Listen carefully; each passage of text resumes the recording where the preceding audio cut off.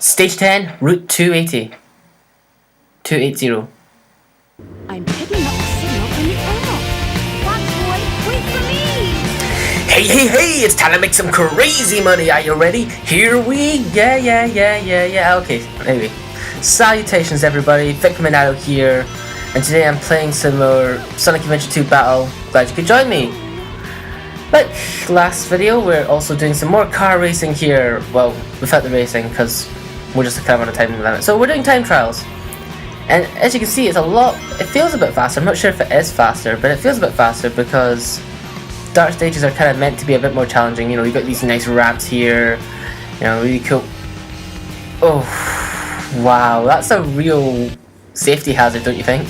They have general taxis and stuff in cars. This place is actually just as wacky, if not more wacky, than a crazy taxi kind of route, because you have taxis here driving over these kind of big gaps in the middle that are there for no reason.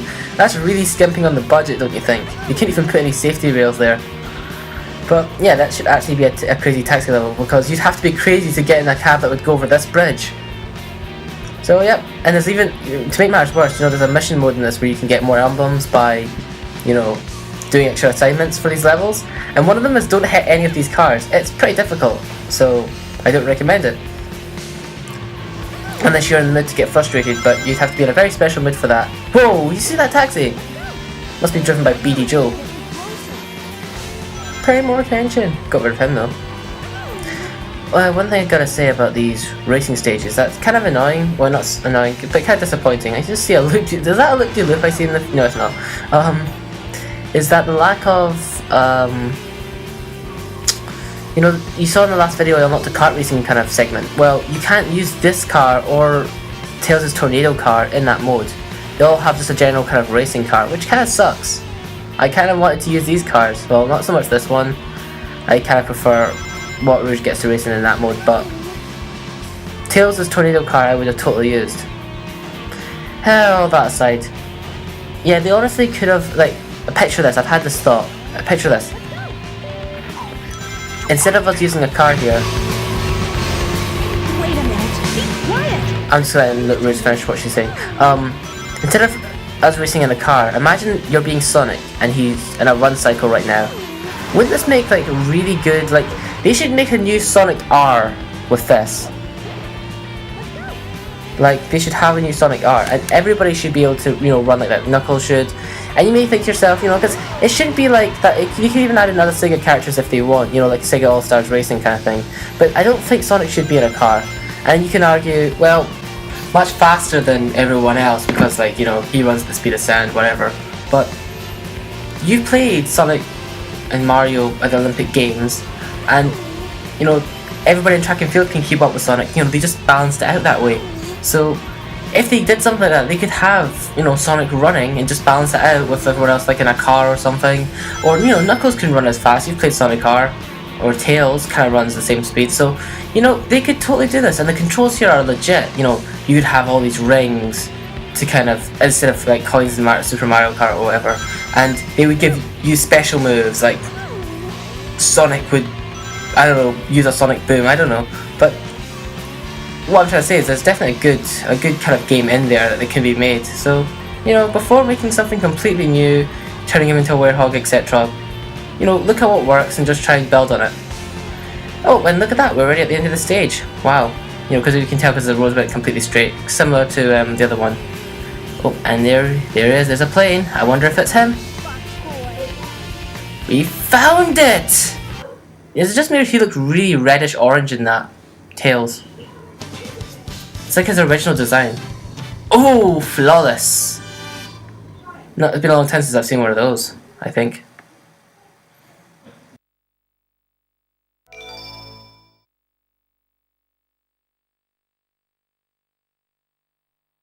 Yosh!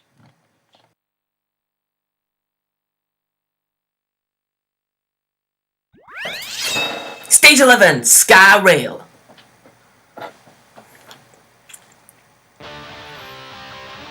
Shadow, they're in that blue plane. Spotted at 11 o'clock. Copy that. I'm in pursuit. Really cool cutscene there, and I think I'm stuck. I was about to say salutations there. Here we go, it's a trick. Triple backflip. Woot!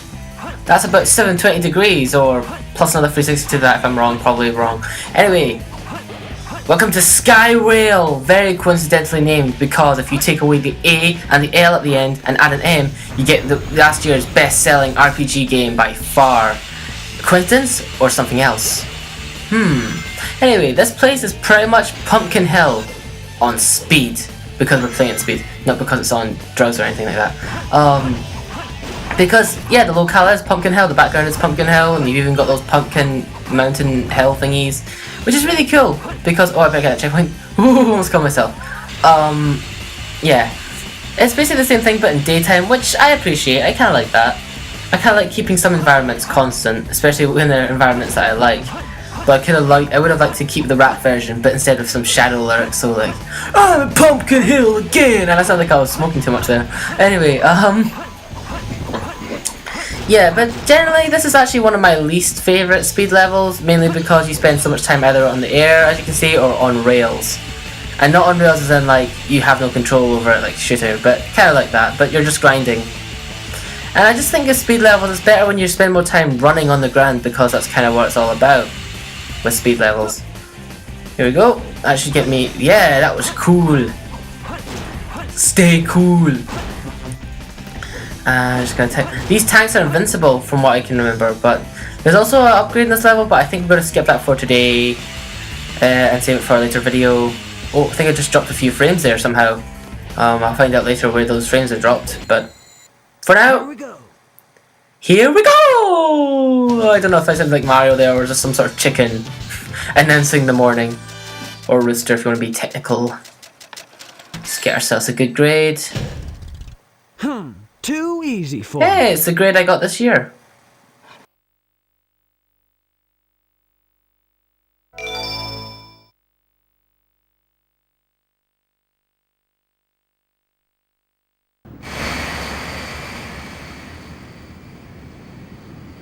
Doctor, they're heading directly toward us.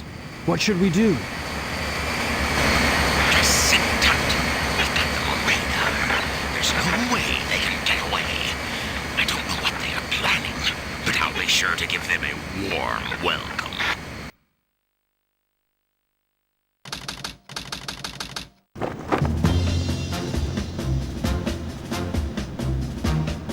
Inside that pyramid? I saw Eggman go inside the pyramid. And more importantly, I saw that Batgirl go inside with him as well. But you saw them too, right? Well, yeah. Should be able to get into outer space from there. I don't know what this space colony is all about, but I'll find and destroy that cannon, and then kick their Imperial butts. All right. I'll go and find the entrance.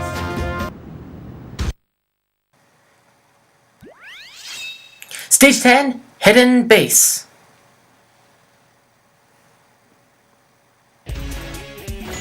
Welcome to Hidden Base. Not very hidden as I said in Sand Ocean back in episode 2, but this is pretty much the same thing, but it's daytime. They like to do that, just trying to change the weather or time.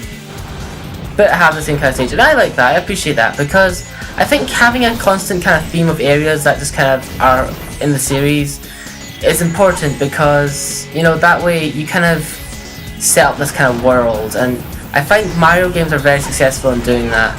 Maybe not this game as much, so I mean this series as much, so I'm glad they're doing it in this game at least. So yeah, this is Eggman stage, and what you're seeing is a stage that I actually really like. Well, one thing because of the music, because again, as usual, we're kind of coming across a theme here. It's not just because I like Tails songs in general, but because this song is really nice. Anyway, just sounds really awesome, as if you're like it suits the kind of situation. We're attacking a base.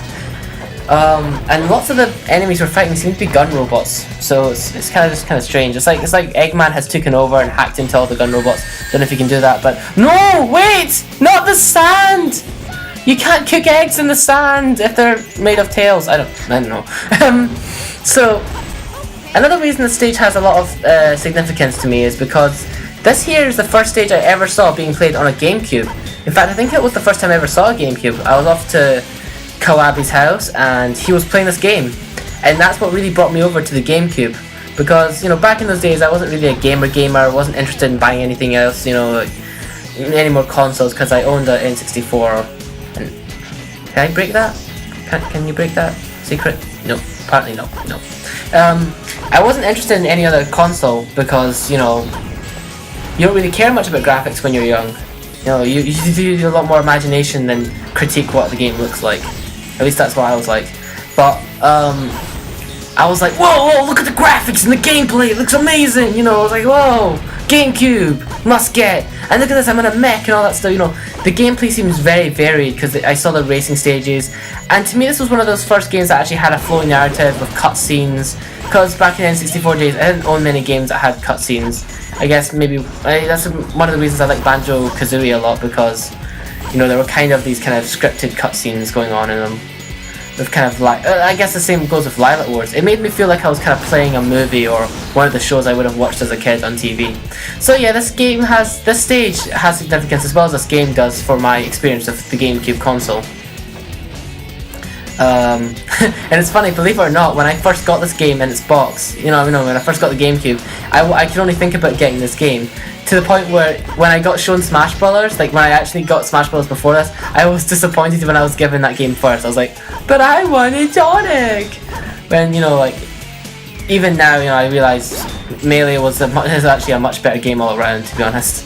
But, well, whatever. These monkeys here remind me of Samba de Amigo, and that wouldn't really surprise me if, these enemies here were actually recycled from that game, or just cameo rolling, because Sega likes to do that a lot. If you ever played, especially with games like, I don't know if you've ever heard of Billy Hatcher and the Giant Egg, might get into that eventually, but it's an amazing game, and basically lots of Sega characters like to cameo in it. You can actually use Sonic in it, which is really cool. But I'm getting ahead of myself here. So I wouldn't be surprised if that was basically the Samba de Amigo one. And overall, I just kind of like this section of the hero story is, in my opinion, the best part of kind of the game. Not because the stages are even that great, but the music's fine, and I'll get into another one later, but for now, it also has a lot of the more unique enemies in it, because I don't know if you've noticed so far, we've done nothing but really fight gun robots constantly, but in this one, oh, another one of these weird houses. I wonder if they have any significance to that wall there that's weirdly coloured. Food for thought. But yeah, we've done a lot of fighting gun robots, but not much anything else. The desert has a lot of unique enemies that aren't found anywhere else in the game. Those monkeys, case in point, and those spike balls for one. And even in Sonic Stage, we'll get to one of my more favourite enemies because it's another clever cameo role. But I'm getting ahead of myself again. I like getting ahead of myself. It's because this game is so fast. Gotta go faster, and all that crap. I don't want to cuss. Just gonna break this down. And I think this level's a lot better than Sand Ocean, not just because of the music and because of I'm biased because it's the first stage I saw, but because I don't know, Eggman stage, you had a lot of just moving platforms and quicksand. That's all you had. Here you have all these things to destroy. You had rooms to destroy, granted, in the other one, but you just have a lot more like buildings to like break into with doors and stuff. You felt more destructive. Again, like I say, these stages are great when they're destructive. And like all good things, it has to come to an end. I did it! I died, keep in mind, so it's going to be a bad grade. Or at least, highest, it's going to be a C. I'm going to call C. Called it! That was easy. It was, wasn't it? But fun and satisfying as all hell. I'm feeling weirdly optimistic for some reason.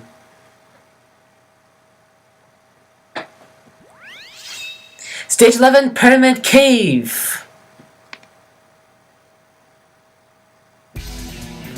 Again, a hidden base. Well, the same hidden base. We're playing as Sonic!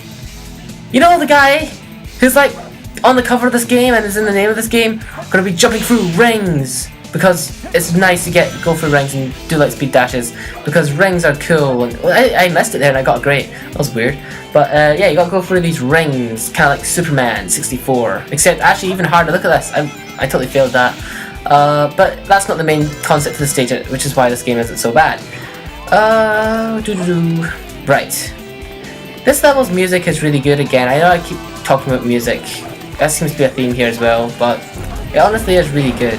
The music overall.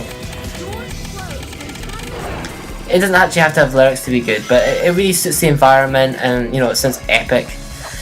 Oh, I think we're coming up to one of the enemies. Yep, that I mentioned earlier on, and it's nope, I'm wrong. Gonna light speed. The trick here is to light speed dash for these, but I'm failing that. Just gonna. Yeah, it's actually one of my lesser favorite Sonic stages, but I'll get into that later again. Why? Oh, there it is! It's E101 Gamma! Or Beta, or whatever number he was. Oh, first also mandatory upgrade. The bounce bracelet.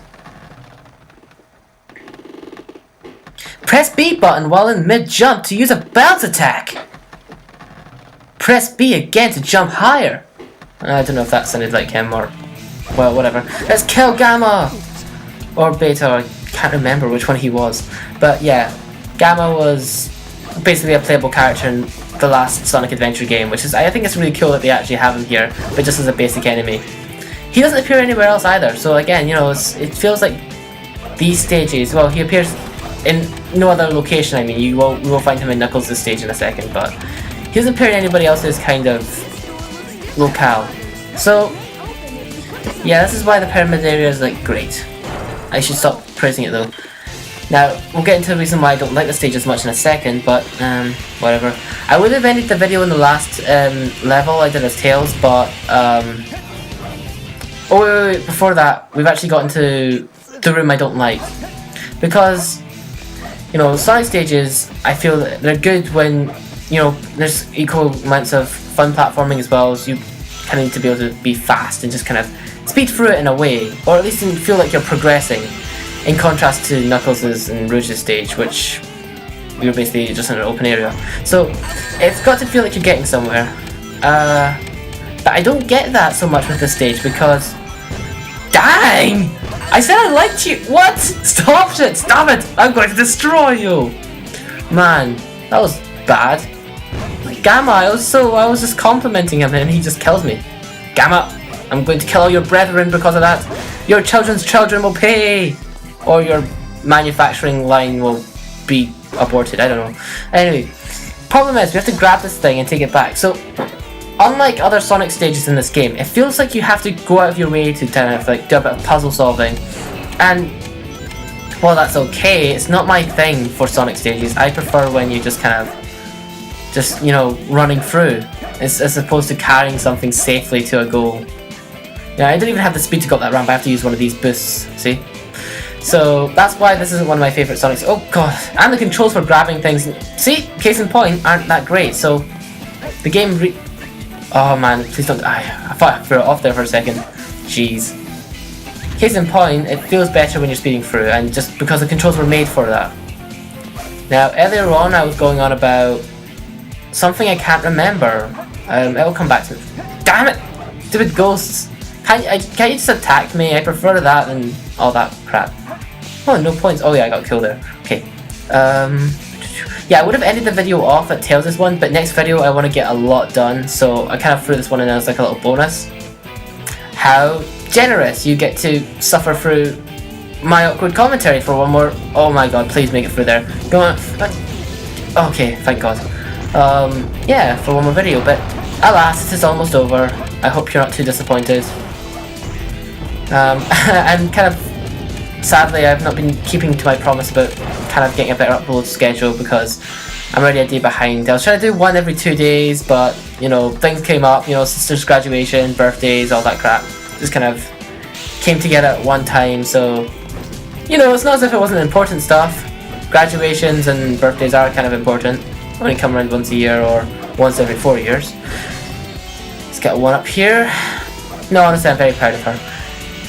And I don't want to have to fall down there, because if you fall down there, you have to do one of those puzzles where, you know, platforms come out. And to be honest, the platforming segment of Sonic stages aren't very good. The best parts are just the speeding bits, which are a lot of them are automatic, but you know, they give you thrilling things to look at, and you still do have to react quite quickly to some things, which is what Sonic's about, fast reaction. Yes!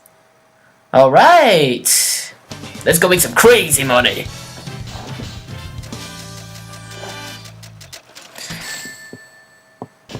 Right, whoa, see again. I believe we're going to end the video off here, no cutscene, so see you later guys, cheerio, have a good day, arrivederci, if that's, bye!